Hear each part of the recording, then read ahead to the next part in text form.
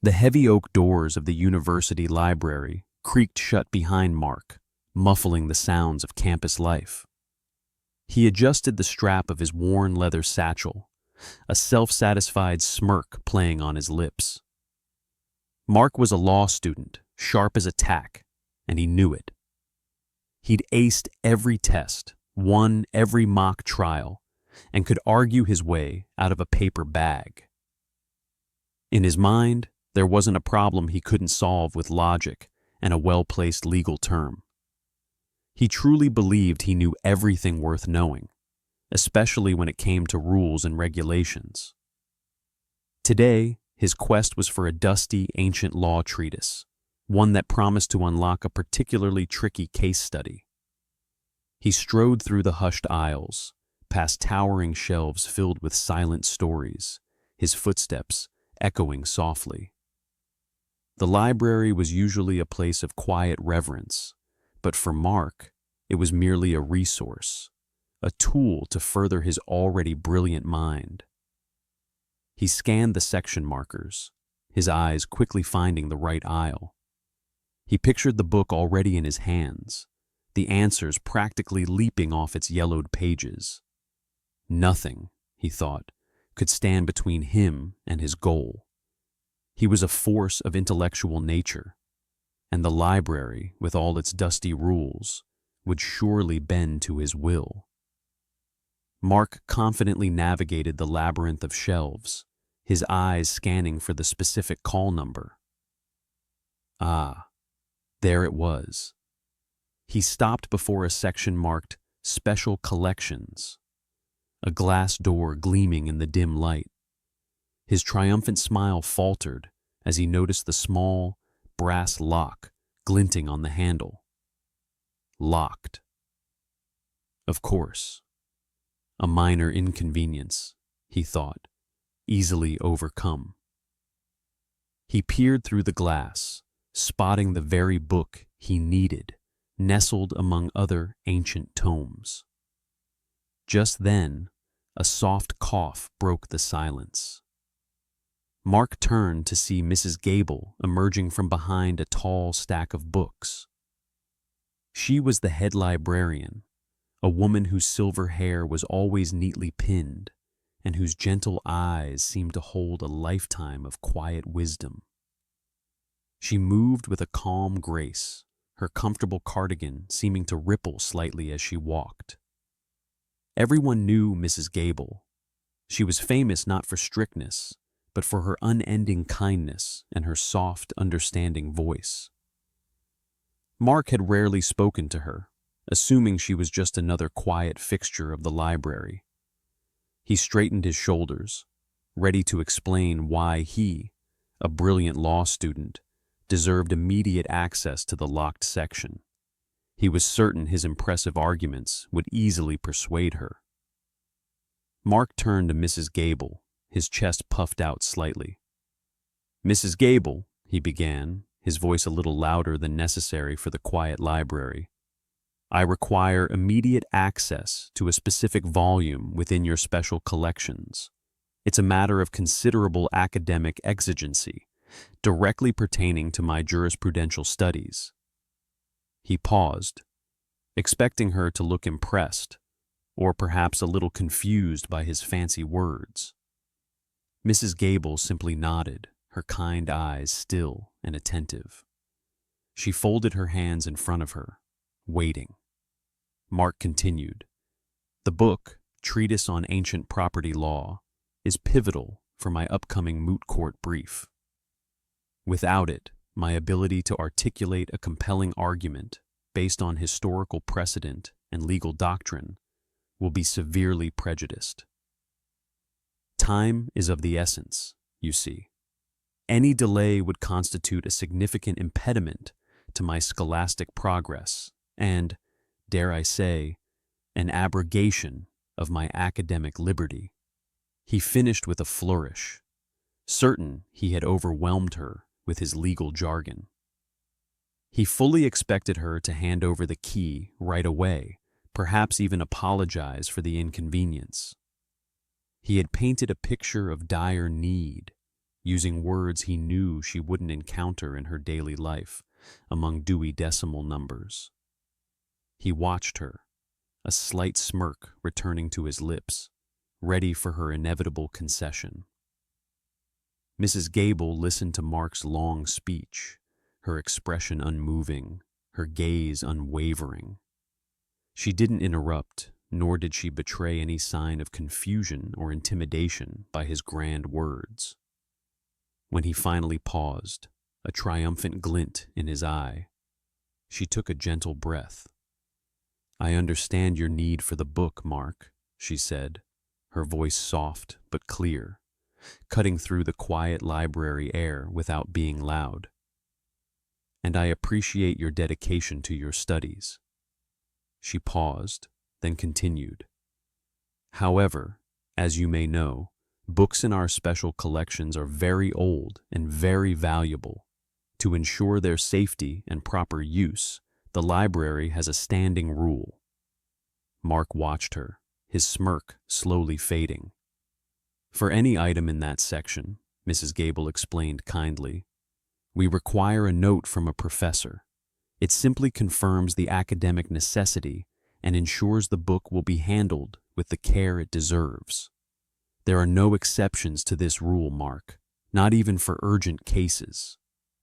Her tone was not stern, but simply a statement of fact, delivered with the same calm grace she carried in her movements. Mark felt a tiny prickle of annoyance. He hadn't expected a simple rule to be thrown in his face. Mark's eyes widened slightly in surprise, then narrowed. "No exceptions?" he repeated, a sharp edge entering his voice. "Mrs. Gable, with all due respect, I am a law student. My studies are not merely academic necessity. They are foundational to my future legal career, and indeed, to the justice system itself. Surely you understand the magnitude of my endeavor." He began to pace a little, warming up to his argument. "As a registered student of this esteemed university, I possess inherent rights to access the resources necessary for my education. To deny me this pivotal text, especially when my need is so clearly articulated, verges on an infringement of my academic freedoms. This isn't just a book, it's a tool, a vital instrument for my intellectual development." He gestured dramatically towards the locked section. "My legal studies are rigorous, demanding constant access to primary sources. Expecting me to secure a professor's note for every single critical text is an unnecessary bureaucratic hurdle, an inefficient use of my valuable time, and frankly, an impediment to the very pursuit of knowledge this institution purports to uphold," he finished, crossing his arms, certain his impassioned plea had struck a chord. He waited for her to yield, to see the error in applying such a rigid rule to someone of his intellectual caliber. Mrs. Gable listened to Mark's energetic speech, her kind eyes still fixed on him. When he paused, expecting her to finally give in, a small, gentle smile touched her lips. It wasn't a smile of amusement, but one of patient understanding. "Mark," she said, her voice soft, "I do understand how important your studies are, and I agree that access to knowledge is very important." She took a small step closer to the locked section. "But these books are not just for you, or for any one student. They are treasures, some hundreds of years old. They belong to everyone who will study here now, and everyone who will study here many years from now." She pointed to the lock. "The rule about a professor's note is not to make things difficult. It's to protect these special books. It helps us make sure they are used carefully and returned safely so they can keep teaching us for a very long time. If we made exceptions for some, then soon the books might be damaged or even lost, and then no one would be able to learn from them." She looked at him directly. "Rules, Mark, are there to keep things fair and safe for everyone. And that means the rules apply to all of us, even our brightest law students. Mrs. Gable's calm explanation, delivered without a hint of anger, only made Mark's frustration grow. He felt like he was hitting a soft, unmoving wall. His legal arguments, which usually swayed everyone, seemed to just bounce off her gentle demeanor. He couldn't believe she wasn't seeing his point. He was a future lawyer, after all. A new idea sparked in his mind, a way to use his sharp legal training. "Very well, Mrs. Gable," he said, trying to sound calm, but with a slight tremor of annoyance in his voice. "Perhaps we can approach this from a different angle. You speak of fairness and the purpose of rules. I propose we engage in a brief, informal debate. I will present my case for why an exception, in this specific instance, is not only reasonable, but beneficial. You, of course, can present your counter-arguments." He gave her a confident look, certain she wouldn't refuse. Debates were his forte. He imagined himself eloquently dismantling her simple logic with his superior understanding of legal principles and the nuances of university policy.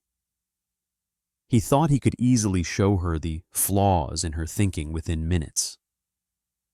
This was his chance to prove that his law school logic was far more powerful than a librarian's gentle rules. Mark's proposal hung in the air, a challenge in the quiet library.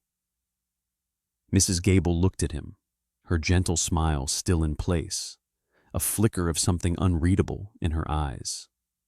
Mark braced himself, expecting her to perhaps politely decline, or at least look a little flustered. Instead, she simply nodded. "A debate," she mused softly. "Very well, Mark. I'm always happy to discuss the fairness and purpose of our library's rules." She held up a hand, a small, polite gesture. "However, there are two conditions. First, we will limit this discussion to exactly 5 minutes. My duties, as you can imagine, are numerous." She glanced at a nearby clock on the wall.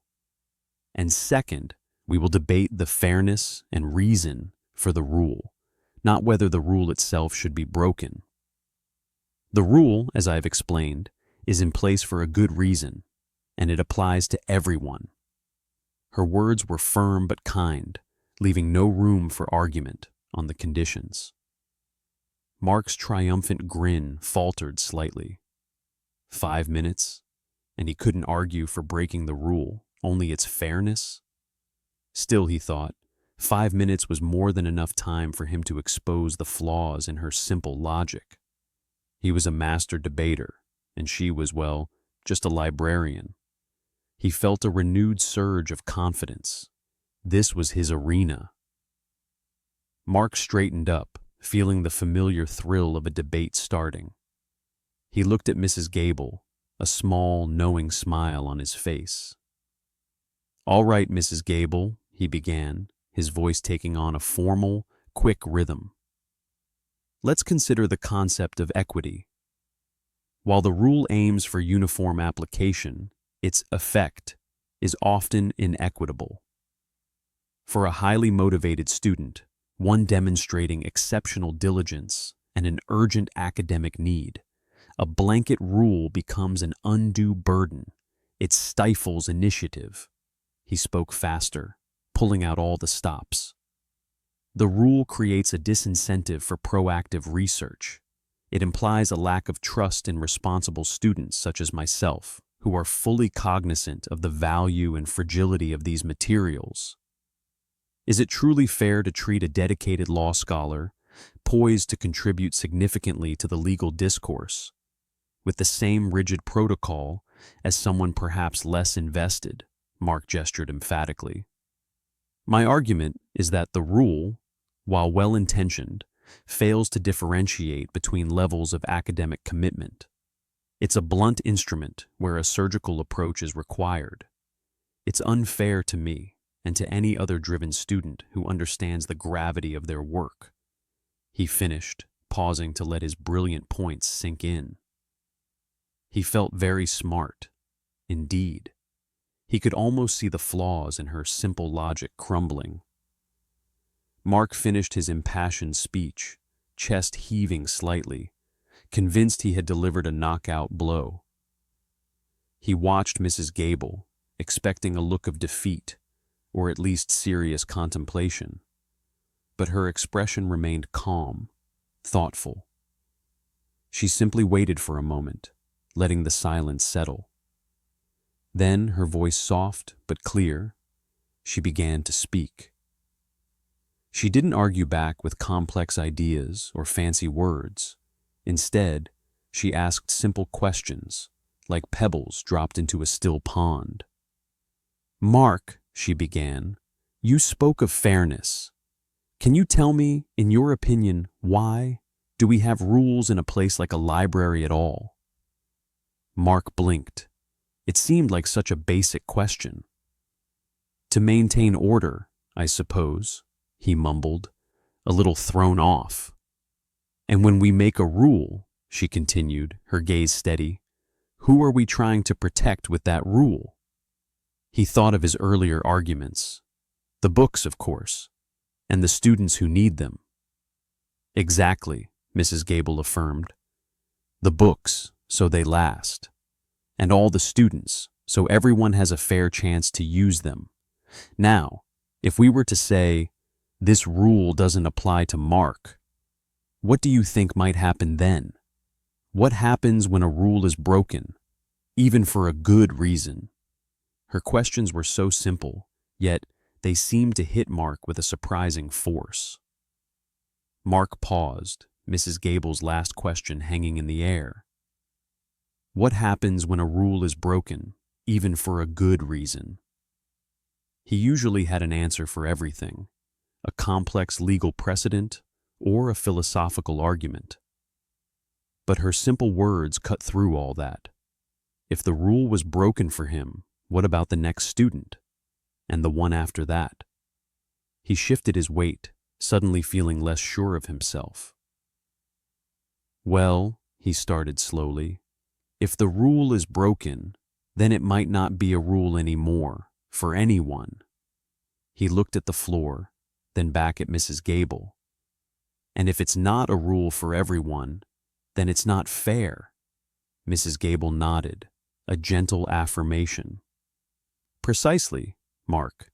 You see, the very definition of fairness, especially in a shared space like our library, means that everyone operates under the same understanding. If one person, no matter how motivated or brilliant, is allowed to bypass a rule, then the rule loses its power for everyone else. It creates an imbalance." She continued, her voice still calm and clear. "The purpose of these rules is not to hinder, but to ensure that access remains equitable and that our precious resources are preserved for the entire academic community. If we start making exceptions, even for the best of reasons, then we risk losing that fairness, and ultimately, the books themselves." Mark felt a knot forming in his stomach. His grand legal arguments suddenly seemed so hollow next to her straightforward truth. The quiet wisdom of Mrs. Gable's words settled over Mark like a gentle but heavy blanket. He had come armed with legal theories and fancy vocabulary, ready to dismantle what he thought was a simple-minded opposition. Instead, she had met him with clear, basic truths that resonated deeply.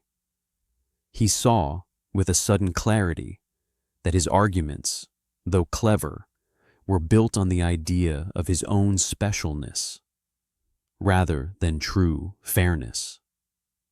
He looked at the locked section, then back at Mrs. Gable's kind, patient face. He realized he wasn't winning. In fact, there was nothing to win. Her calm, simple logic about protecting shared things and treating everyone the same was much stronger than his big, showy words. He felt a blush creep up his neck. All his talk about academic exigency and abrogation of liberty now sounded a little silly, even childish, compared to her quiet common sense. He had been so focused on being right, on proving himself, that he had missed the bigger, more important picture. He suddenly felt very small, and a little foolish for challenging her in the first place.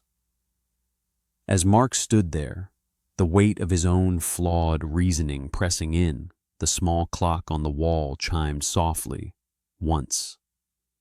5 minutes, just as Mrs. Gable had said.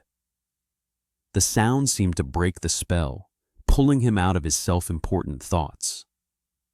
Mrs. Gable smiled, a truly warm and kind smile this time, not the patient one she'd worn during his arguments. "Well, Mark," she said, her voice gentle, "our 5 minutes are up." She paused, letting her words sink in. "I hope our little discussion has shown you that rules, even simple ones, are not just about saying no. They are there to help everyone. They keep things fair, and they protect what is valuable for all of us." She took a small step towards him, her gaze unwavering. "So," she concluded, her tone shifting back to the practical, but still with a soft edge. "Now that we've had our chat about fairness and rules, how about that professor's note? Once you have it, I'll be more than happy to unlock the special collections for you."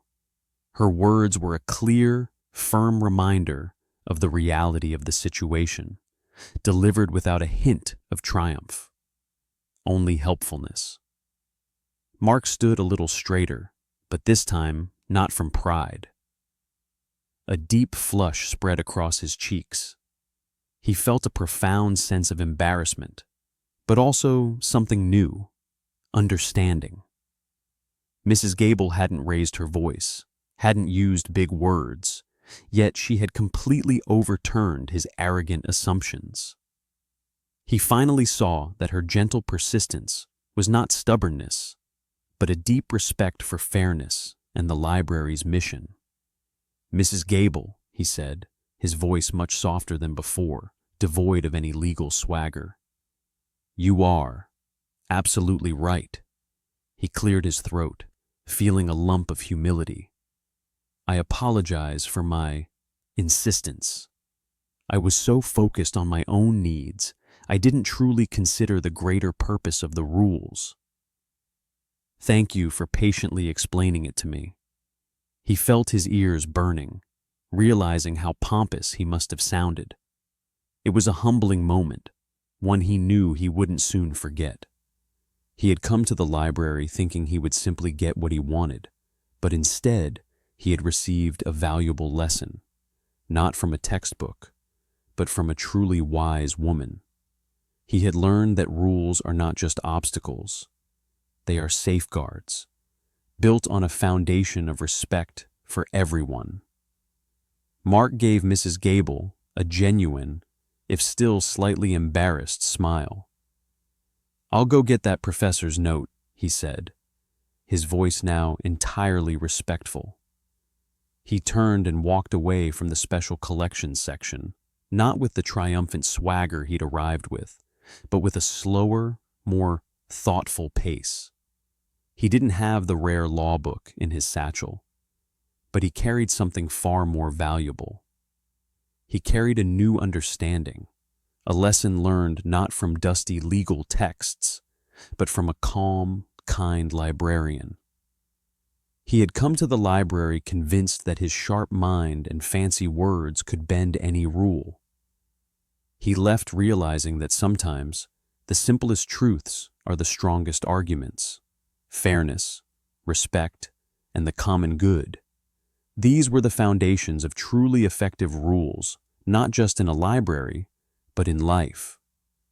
Mrs. Gable, the quiet woman he had underestimated, had shown him that true wisdom often lies in understanding the basics, not in complicating them. The library still held its quiet treasures, but now, For Mark, it also held a profound new meaning.